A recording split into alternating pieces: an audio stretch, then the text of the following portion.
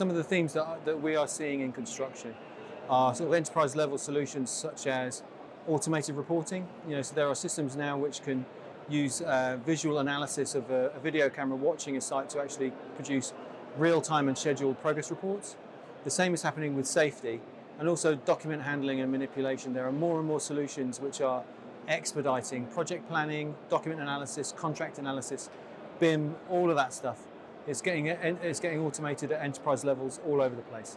For bigger organizations, it's not quite as easy for smaller ones.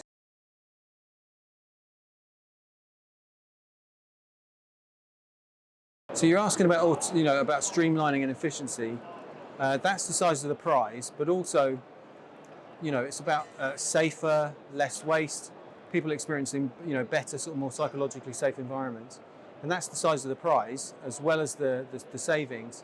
You get to that by getting the leadership aware of exactly what needs to be true in terms of strategic direction. And you get leadership aware by actually showing them how the tools work and educating them.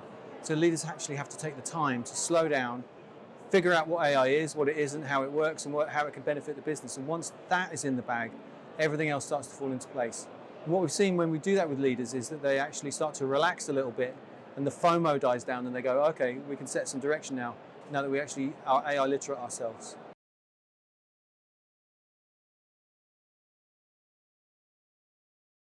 There's three ways of doing AI adoption in terms of AI literacy. First is the sort of organic, or like the head in the sand approach, where you just give your people the tools and hope they adopt, and that's slow and painful. Then there's sort of organic plus, where you maybe buy a subscription to an online platform that's a $5 a head for all your employees, and sort of scatter it out. With a good bit of comms, you'll see a bit of an uptick.